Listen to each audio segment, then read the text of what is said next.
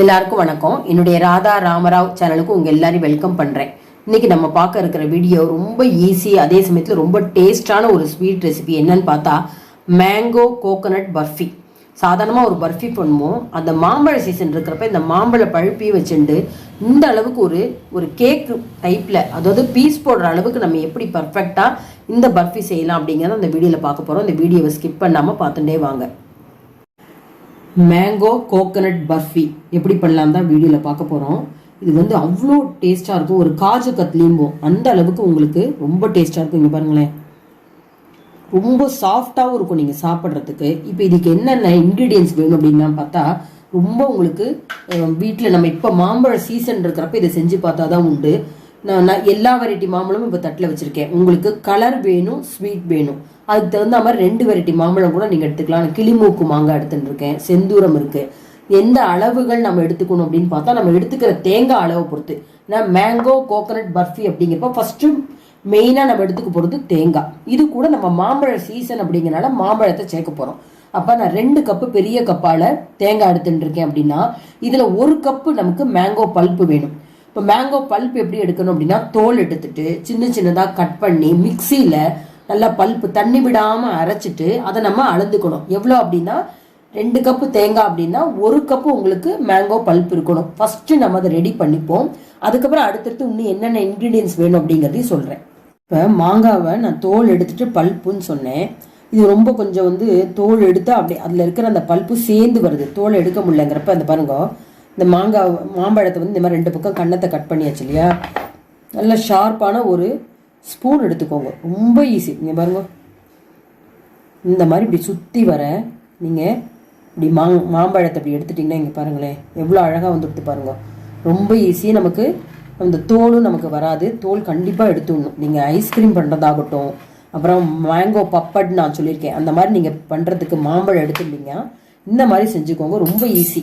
பாருங்க, தோல் எவ்வளோ அழகாக வந்துடுத்து பாருங்கள். உள்ளேயும் ரொம்ப வேஸ்ட் ஆகலை. இந்த மாதிரி நீங்கள் ஃபாலோ பண்ணுங்கள். இப்போ இது மாதிரி பாருங்கள், 1 கப்பு ஃபுல்லாக இதையும் கட் பண்ணி வச்சுருக்கேன். 1 கப்பு ஃபுல்லாக நான் மேங்கோ எடுத்துகிட்டு இப்போ மிக்சியில் அரைச்சி பல்ப்பாக கொண்டு வரேன். இப்போ திரும்பவும் நான் என்னென்ன ஃபுல்லாக இன்க்ரீடியன்ஸ் எடுத்தேங்கிறத காமிக்கிறேன். 2 கப்பு உங்களுக்கு தேங்காய் துருவல், 2 கப்பு தேங்காய் துருவல் எடுத்தால் 1 கப்பு மேங்கோ பல்ப்பு, 1 கப் உங்களுக்கு சுகர். இது ஒரு 3/4 கப்பு நல்ல ஓரளவு ஃபுல் க்ரீம் மில்காக இருந்தால் நல்லாயிருக்கும். இல்லைனா நீங்கள் பால் காய்ச்சிட்டு அந்த பால் ஏடுன்னு சொல்லுவோம்ல, அதை சேர்த்து கலெக்ட் பண்ணி வச்சுருந்தீங்க. அதுவும் இல்லை அப்படின்னா மில்க் பவுடர் 2 ஸ்பூன் நார்மல் பாலோட சேர்த்துக்கோங்க. இவ்வளோதான். 1 ட்ராப் கூட இதுக்கு வந்து நெய் தேவையில்லை. அப்படி இருந்தாலும் இந்த பாருங்கள், வாசனைக்கு கொஞ்சம் ஏலக்காய் பொடி. இது வந்து இந்த ஸ்வீட்டு நான் காமிக்கிறேன் பாருங்கள். இந்த அளவுக்கு உங்களுக்கு ஒரு பீஸ் போடுற அளவுக்கு வரணும். ஃப்ரிட்ஜிலலாம் வைக்கணும்னு அவசியமே இல்லை. நம்ம அழகாக கேக் பண்ணிவிட்டு இந்த மாதிரி கட் பண்ணணும் அப்படின்னு சொன்னால், இந்த பைண்டிங்க்கு கண்டிப்பாக ரவை சேர்க்கணும். 1 கப்பு நான் தேங்காய் அப்படின்னா 1 டீஸ்பூன் உங்களுக்கு ரவை. 2 கப் எடுத்துட்டதுக்கு நல்லா 2 டீஸ்பூன் ரவை எடுத்துட்டு இருக்கேன்.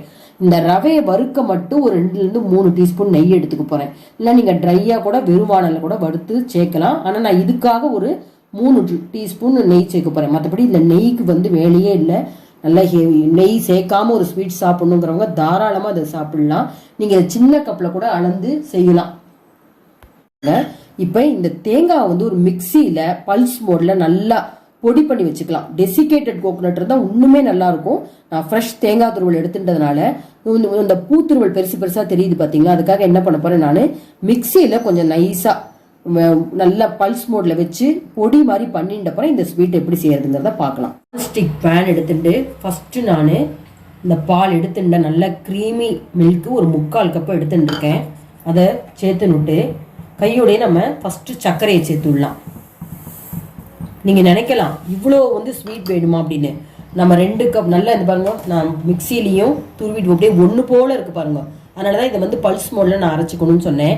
இந்த தேங்காய்க்கு உண்டான ஸ்வீட்டு மேங்கோங்கிறது அந்த வாசனை ரொம்ப ஸ்வீட்டுன்னு நம்ம சொல்ல முடியாது. அதனால தான் நான் வந்து ஒரு கப்பு சுகர் எடுத்துருக்கேன். பால் வேறு சேர்க்குறோம், ரவை சேர்க்குறோம். அதனால் கண்டிப்பாக நீங்கள் 1 கப்பு 2 கப் தேங்காய்னா 1 கப் சுகர் சேர்த்துக்கோங்க. இது நல்லா ஃபஸ்ட்டு மெல்ட் ஆகணும். நம்ம பாலில் சேர்த்த சர்க்கரை வந்து நல்லா மெல்ட் ஆகிட்டே வருது.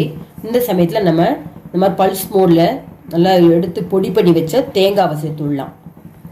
கேஸ் ஸ்டவ்வை வந்து மீடியம் ஃப்ளேமில் வச்சுக்கோங்க. ஸ்லோவில் வச்சா ரொம்ப டைம் எடுக்கும். ஃபாஸ்ட்லேயும் வைக்கக்கூடாது, மீடியம் ஃப்ளேமில் வச்சுக்கோங்க. இதே டெசிகேட்டட் கோகோனட்டாக இருந்தால் அது வந்து கொஞ்சம் ட்ரையாக இருக்கனால இந்த பால் அந்த சர்க்கரை தண்ணி அப்படியே அப்சர்வ் பண்ணிடும், சட்டுன்னு ஆகும். உங்களுக்கு ஃப்ரெஷ் கோகோனட் அப்படின்னா கொஞ்சம் டைம் எடுக்கும், பரவாயில்ல. இது ஒரு டேஸ்ட், இதுவும் நல்லாயிருக்கும்.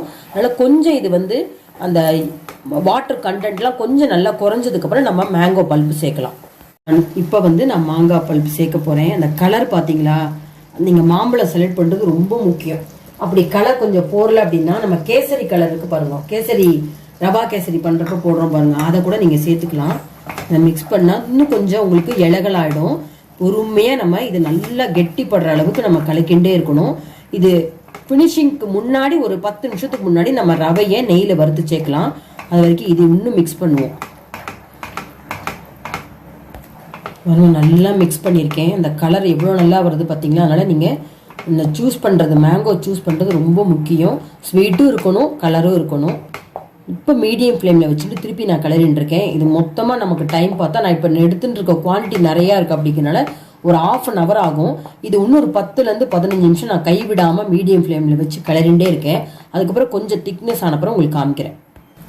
மீடியம் ஃப்ளேமில் ஒரு 10 நிமிஷம் ஆயிருக்கு. இந்த அளவுக்கு பாருங்கள் கன்சிஸ்டன்சி வந்துருக்கு. சீக்கிரம் இது கெட்டி ஆகணும் அப்படிங்கிறப்ப இது வந்து ஒரு பக்கத்து ஸ்டவ்வில் நான் ட்ரான்ஸ்ஃபர் பண்ணிக்கிறேன். இப்போ இந்த வானலில் ஒரு டேபிள் ஸ்பூன் சொல்லுவோம் இல்லையா, நான் மொத்தம் இந்த ஸ்வீட்டுக்கு இவ்வளோ தான் நெய் யூஸ் பண்ண போகிறேன். அதுவும் இந்த ரவை வறுக்கணும் அப்படிங்கிறது, அது வறுத்தா தான் ரொம்ப நல்லாயிருக்கும். அதுக்காக நான் சேர்க்குறேன். இப்போ இது கூட ரவையை சேர்த்து நல்லா கொஞ்சம் கோல்டன் ப்ரௌன் வர வரைக்கும் நம்ம இதில் வறுத்து எடுத்துக்கலாம். நல்லா உங்களுக்கு இந்த ரவை நெய்யில் பொரியுது பாருங்கள், பொரிஞ்சு இன்னும் கொஞ்சம் கலர் சேஞ்ச் ஆகும்.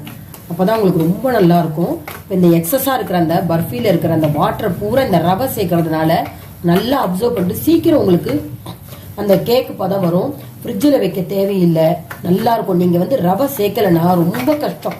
நீங்கள் எவ்வளோ நேரம் கிளறினாலும் அந்த கேக் பதம், அதாவது நம்ம கத்தியில் பீஸ் போடுற பதம் வரவே வராது.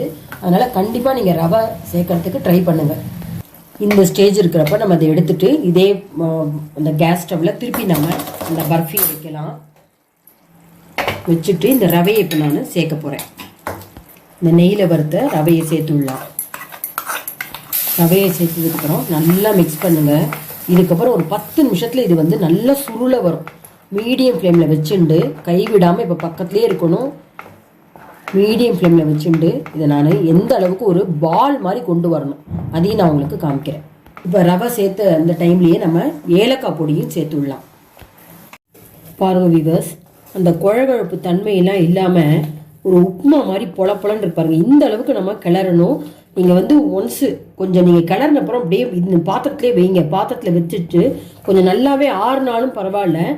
ஆறுனதுக்கப்புறம் நல்லா நீங்கள் எடுத்து பார்த்தா ஒரு உப்புமா ஆறி போனால் எப்படி இருக்கும் அந்த பதம் கண்டிப்பாக இருக்கணும். இது வந்து பூத்து போயிடுமோங்கிற நீங்கள் பயப்படவே வேண்டாம். ஆறி போனால் கூட நீங்கள் செட் பண்ணி நீங்கள் அழகாக கேக் போடலாம். நீங்கள் நல்லா அந்த அளவுக்கு பதம் வந்து எடுத்து இப்போ நான் ட்ரேயில் வந்து கண்டிப்பாக நீங்கள் பட்டர் பேப்பர் போடணும். அப்போ தான் இது ரொம்ப நல்லாயிருக்கும். நான் ட்ரேயில் வந்து நல்லா நெய் தடவி பட்டர் பேப்பர் போட்டு வச்சுருக்கேன். இப்போ இதை ட்ரான்ஸ்ஃபர் பண்ணுறேன். கொஞ்சம் கொஞ்சமாக அந்த மாதிரி எடுத்து இதில் செட் பண்ணுறது ஏன்றதையும் நான் காமிக்கிறேன். ஏன் பட்டர் பேப்பர் நம்ம போடுறோம் அப்படிங்கிறதையும் நான் காமிக்கிறேன். இந்த மாதிரி ஃபுல்லாக அதை எடுத்து நம்ம அப்படி நல்லா ப்ரெஸ் பண்ணி இந்த பிளேட் ஃபுல்லாக நான் செட் பண்ணுறேன். ஃபஸ்ட்டு இந்த பிளேட்டில் எந்த அளவுக்கு நான் அந்த ஸ்வீட்டை ஃபில் பண்ண முடியுமோ அந்த அளவுக்கு பண்ணியிருக்கேன். இந்த மாதிரி சின்ன கப்பை எடுத்துக்கோங்க. எடுத்துனுட்டு நல்லா இந்த மாதிரி ஈவனாக இந்த பிளேட் ஃபுல்லாக ஸ்ப்ரெட் பண்ணணும். இதை நீங்கள் ரூம் டெம்பரேச்சர் வந்ததுக்கப்புறமும் இந்த பேப்பரை மெதுவாக எடுத்து தலைகீழாக போட்டுட்டு ரிமூவ் பண்ணி கட் பண்ணலாம். நான் ஒரு 10 நிமிஷம் ஃப்ரிட்ஜில் வச்சுட்டும் நீங்கள் கட் பண்ணலாம். எனக்கு சீக்கிரம் வேணும் அப்படிங்கிறனால நான் ஃப்ரிட்ஜில் வைக்க போகிறேன். இதுக்கு வந்து அங்கங்கே பாருங்களேன் பிஸ்தா பருப்பு நான் போட்டிருக்கேன். அதை உங்களுக்கு வீடியோவில் காமிக்கல. பார்க்குறதுக்கு எவ்வளோ ரிச்சாக இருக்குது பாருங்கள். இது ஒரு 10லேருந்து 15 நிமிஷம் ஃப்ரிட்ஜில் வச்சுட்டு இது எப்படி இந்த பேப்பரை ரிமூவ் பண்ணிட்டு நம்ம அழகாக கட் பண்ணலாங்கிறதையும் காமிக்கிறேன். 10லேருந்து 15 நிமிஷம் நான் ஃப்ரிட்ஜில் வச்சுருந்தேன். இதை வந்து ஒரு பிளேட் வச்சு ஃபஸ்ட்டு இதை எடுத்து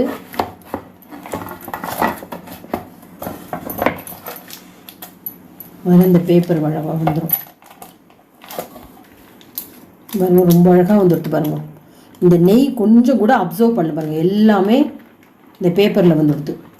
அவ்வளோதான். எவ்வளோ அழகாக இருக்குது பார்த்தீங்களா. இதுக்காக தான் அந்த பட்டர் பேப்பர் நான் யூஸ் பண்ணேன்னு சொன்னேன்.